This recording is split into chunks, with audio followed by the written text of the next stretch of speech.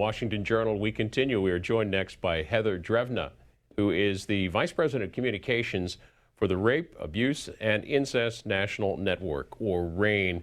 Heather Drevna, thanks for being with us this morning. Thank you for having me. Tell us about your organization and its mission. Thank you. RAINN is the largest anti-sexual violence organization in the nation. We were founded in 1994, and we primarily do four things. We support victims of sexual violence, primarily through the National Sexual Assault Hotline, which is available 24/7 with free confidential support at 800-656-HOPE. That's 4673, or online at rainn.org. Secondly, we educate the public about sexual violence and its effects. We also work to improve public policy and to support survivors by helping them to get justice. And we help companies and organizations improve the way they prevent and respond to sexual violence. How many, typically in a day, how many phone calls, inquiries does your organization receive? We receive about 25,000 inquiries across all of our victim services programs per month. That's several hundred calls and online chat sessions a day.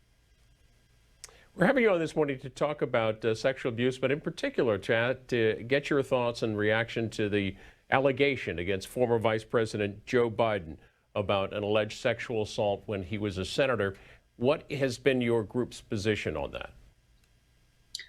Well, we believe that every allegation of sexual assault deserves to be investigated and taken seriously, and we're urging everyone to cooperate in this investigation.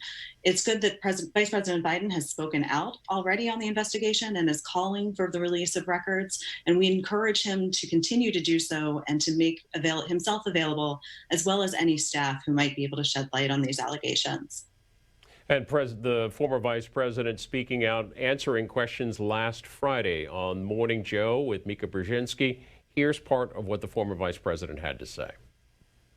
You were unequivocal, Mr. Vice President, back in 2018 during the Kavanaugh controversy and hearings. And you said that women should be believed. You said this: for a woman to come forward in the glaring lights of focus nationally, you've got to start off with the presumption that at least the essence of what she is talking about is real.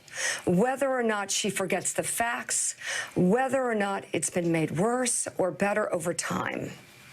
She's going to be going on national television on Sunday. Tara Reade is coming forward in the glaring lights. To use your words, should we not start off with the presumption that the essence of what she's talking about is real? She says you sexually assaulted her. Look, from the very beginning, I've said believing women means taking the woman's claims seriously. When she steps forward and then vet it, look into it. That's true in this case as well. Women have a right to be heard, and the press should rigorously investigate claims they make. I'll always uphold that principle. But in the end, in every case, the truth is what matters. And in this case, the truth is the claims are false. Is it possible these claims are held in an NDA? Do you have any NDAs that have been signed by women who were employed by you? There is no NDA signed, and no one's ever signed. I've never asked anybody to sign an NDA. There are no NDAs, period, in my case. None. Heather Drevna of RAINN, what sort of evidence do you think the vice president can provide that would help clear this allegation? Tara Reade's credibility is something that everyone is going to need to decide for themselves. Unfortunately, in many cases of sexual violence, there isn't clear evidence. The vice president so far is being forthcoming and requesting any complaints that might have been filed, but those complaints, Tara Reade has said, might not include the sexual assault allegations. We can only encourage him to continue to be forthcoming, to continue to release any records that may be relevant. Again, as I've said, her credibility is something that everyone is going to need to judge for themselves. What I can say is that we shouldn't dismiss someone's allegations of assault merely because the story has changed or what they've told audiences has differed at times. You need to take into account her explanation for why the details she described last year don't all match what she's alleging now, why the complaint might not match what she's alleging now. You also need to take into account that she told some friends and family members at the time of the alleged assault. It's not unusual for a survivor to take years to process the trauma that they've experienced. And just because they have not come forward publicly immediately after events may have occurred doesn't mean that they didn't happen. Our guest is Heather Drebna. She's the Vice President of Communications for RAINN. It's the Rape, Abuse, and Incest National Network. Welcome your calls and comments if you're in the Eastern and Central time zones, 202-748-8000, Mountain and Pacific, 202-748-8001. And if you are a sexual assault survivor, that line is 202-748-8002. We welcome your comments. You mentioned the word credibility a couple of times.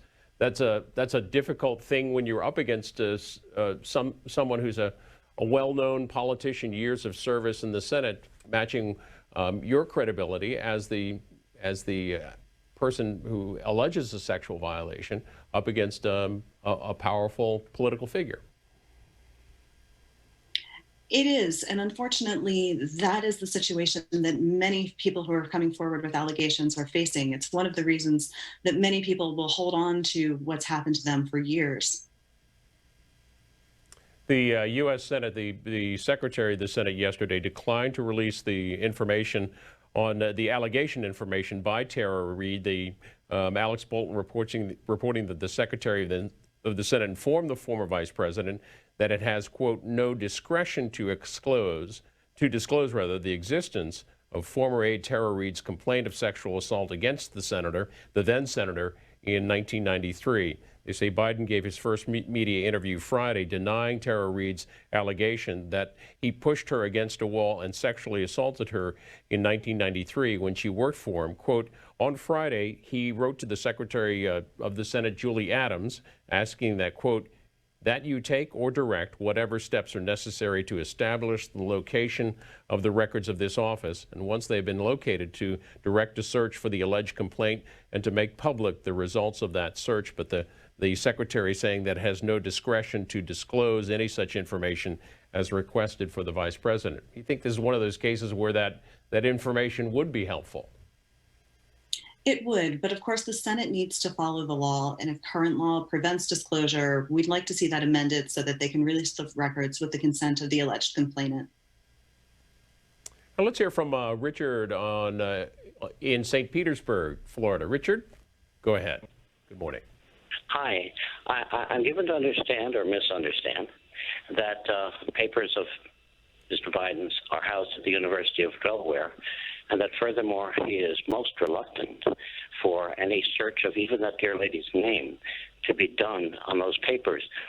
He referred, I believe, to such things as, oh, there are things about Mr. Putin and other world leaders. Why on earth cannot a search for her name be segregated from any legitimate concerns he may have of other things being brought out in those papers? Richard in Florida, Heather Drebna, any comments? That's a great question, Richard, and that's something that we have urged the Biden campaign to allow, is just to search those records for her name and anything that might be related to it rather than opening them up publicly. You mentioned this before in terms of it takes a while for a sexual assault. It can take a long time for a sexual assault victim to process what he or she has gone through. In this case, the allegation was made in 1993. How does your organization help victims, alleged victims, work through some of those that processing? The National Sexual Assault Hotline is available 24/7, and we hear from survivors across a very wide spectrum. About a third of the calls we receive is from someone who is in crisis. An event has just occurred or occurred within the last 48 hours. They are typically looking for things like medical care. How do they get a rape kit exam, for instance, if that's something that they want to do? What are their options for reporting to police? The other 2/3 of our callers might be anywhere along the spectrum of their healing. Healing has no timetable, and so it looks different for every survivor. It might be 5, 10, 20, 30 or 40 or 50 years even through their journey after the hearings for Brett Kavanaugh, for instance, we had the biggest spike in call volume we've ever experienced in 48 hours, over 300% increase in calls. Many of the people calling our hotline were divulging what had happened to them for the very first time. And for most of those callers, it had happened decades in the past. Well, we'll hear from Beverly. We have a line for those of you who've been sexual assault survivors. That's 202-748-8002. Beverly, Van Nuys, California. Yes, hi. Good morning. Good morning. My comment is, and I wanted to say, it just sort of pissed me off when these women come out years and years later. I was 11 years old and assaulted, and I immediately told my mom, and the person that sexually assaulted me was jailed. You know, so if I was 11 years old and had common sense to kill someone, which was my mom, I don't know why an adult wait years and years and come out. I just don't believe the accusations against Mr. Biden. Well, Heather Drevna, tell us, in addition to the Biden allegation, tell us what are some of the reasons that you hear from people on the phone that they don't, you say sometimes it's years and decades later, that they don't tell other people? Beverly, first, let me say I'm sorry that this happened to you, and I'm happy that you had supportive adults in your life that you could turn to and that took you seriously and were able to get you help and to get your perpetrator behind jail. Unfortunately, for far too many people, that's not the situation. There's a great element of shame involved, especially in child sexual abuse. There's also an element of fear and retribution in many cases where the perpetrator has power over the victim. For these and many, many other reasons, survivors might take longer to come forward.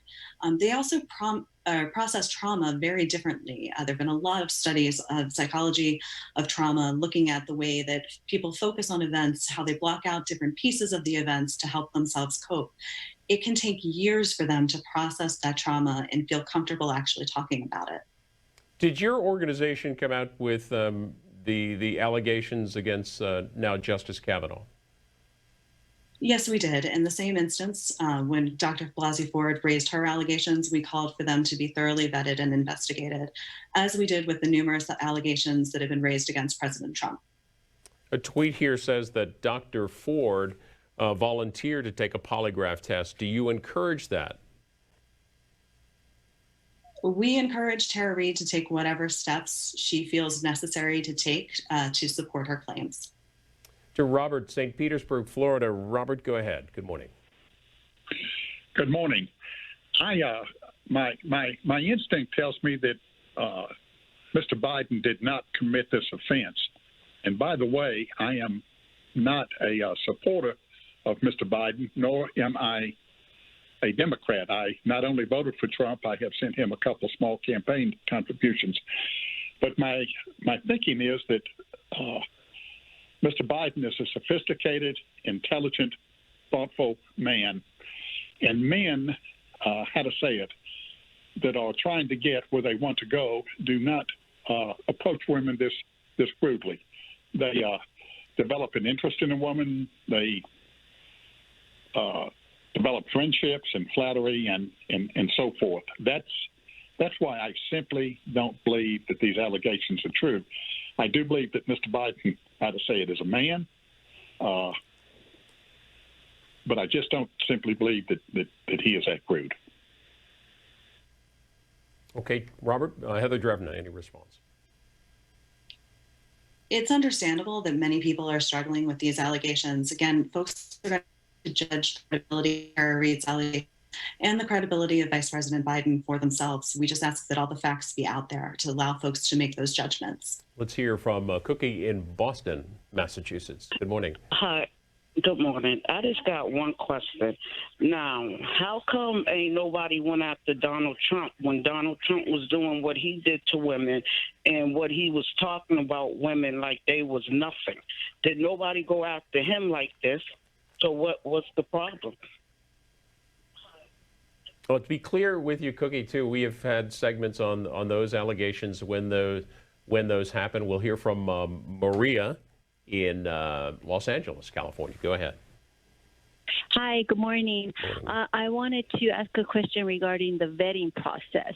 I understand Mr. Biden and his team say that he was vetted when he was trying to be vice president. However, Brett Kavanaugh has been vetted, I believe, 6 times by the FBI, and there were never any allegations arise during that time. Why won't Joe Biden consent to an FBI investigation for proper vetting? And to the woman before or gentleman, a polygraph test is not 100% guaranteed, which is why they're not allowed in trials. So polygraph tests are not. Either women are to be believed or not to be believed. They can't have it both ways. Thank you. And Heather Drevna, is this a case where an FBI investigation is warranted? The Democratic Party is going to have to decide what it wants to do here. We just want all of the facts out in the open. Tara Reade has filed a complaint with the department in the District of Columbia, so that would be the first step as far as law enforcement. In terms of her responsibility for coordinating or corroborating the people that she had told this story to, what is the responsibility of the person who makes an allegation? How much evidence or how much supporting material is that person expected to provide? Women are not any more or any less truthful than men. And the key point's not that every woman should automatically be believed, but that we need to take every allegation seriously. If someone alleges that they were sexually assaulted, we owe it to them to investigate using any means at our disposal. As I noted earlier, many times these allegations aren't raised until years after the fact as victims come to terms with what's happened to them. There also may be a lack of evidence. So we need to look at what she has said, not just now, but what she said to people at the same time, any records that the Biden campaign can provide, any records that any of his papers might provide as well. In general, and in the case of the Biden allegation, do you think that the Me Too movement has shone a spotlight of much more seriousness on these allegations? We're happy to see that sexual violence has become a more acceptable topic in the national conversation. The national conversation and tone about sexual violence has changed dramatically in the last 3 years since the first allegations were raised against Harvey Weinstein and the Me Too movement really took off. We've seen incredible practice. We've seen incredible promotion at the workplace level of sexual harassment policies designed to stop incidents like this, to protect men and women from harassment in the workplace. All of this work is far too important, and we've come so far in the last 2.5 years to let politics get in the way of that progress. You mentioned the uptick in reports during the Brett Kavanaugh hearings and the Blasey Ford testimony. What about overall? Since the Harvey Weinstein case, have the numbers gone down in terms of sexual abuse allegations? The numbers to our hotline have not decreased. In fact, they have stayed at a very high level. Prior to the Me Too movement and the Harvey Weinstein allegations, we were helping on average about 15,000 people a month. That average is now 25,000 people a month, and it's stayed there over the last 3 years. Let's go to Troy, Michigan. We'll hear from Gloria next. Hi there. Hi. Go ahead, you're on the air. Okay. The reason the Me Too movement has freed us to open up our minds and our hearts about what happened to us. When assault is penalized in the regular world, so-called, I think that so-called abuse in the marriage and wherever else should be penalized. I think that Biden should be seriously investigated because they have a reason to fear being investigated. And I think that women don't give these accusing of rape and whatever else have happened to them. They do give it seriously, and they don't they should. This Biden should be investigated, and he should be investigated as far and as hard as the Supreme Court nominee was. And we should have it on television just like his was. And this guy is getting away with murder I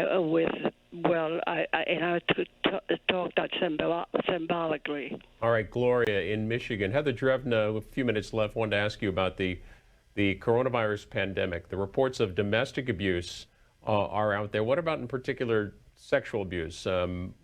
What is your organization hearing? Well, unfortunately, Bill, for many people, and especially children experiencing sexual abuse, stay at home doesn't mean safe at home. We expect that when all of this is over, we will see dramatic increases in reports of intimate partner violence and child sexual abuse, especially. Once the stay-at-home orders went into place in mid-March, we started closely looking at the hotline data, and we saw a dramatic shift in who was contacting our hotline. For the first time ever in late March, more than half of visitors to our online hotline were minors.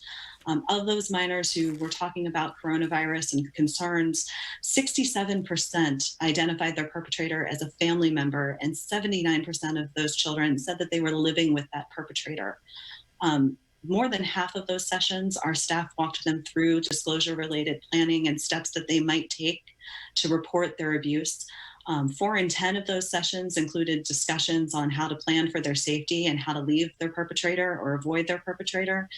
And in 1 out of 5 sessions, our staff actually helped connect them to authorities and stayed on the line with them until the authorities arrived. One more follow-up on Twitter. Roger tweets this: whenever allegations such as these are brought forward, both accuser and accused should be subject to a polygraph without exception.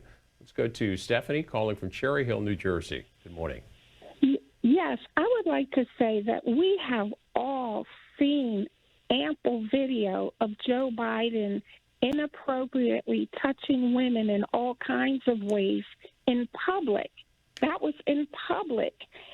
So just imagine what he was capable of doing in private with no one else around, with a subordinate who had a career she was pursuing. So I believe her. I believe her because just because some of the Democratic women now say, oh, that's not the Joe Biden that I knew. Okay, this happened many, many years ago. People change. Men change. They evolve. But we've even seen recent video of him inappropriately touching women. So I don't know that he has changed at all. All right, Stephanie in New Jersey. Heather Drevna. Thank you, Stephanie. We just want to say that all allegations of sexual assault, no matter who has made them or who they involve, deserve to be taken seriously and thoroughly investigated. Sexual assault or harassment of any kind is not acceptable and cannot be tolerated.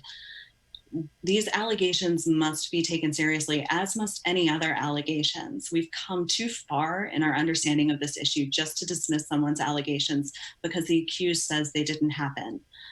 At the same time, everyone deserves due process in their investigation, and Vice President Biden deserves to defend himself as well. And just to reiterate, your website, RAINN's website, RAINN, that's RAINN.org, and the National Sexual Assault hotline number is 1-800-656-4673.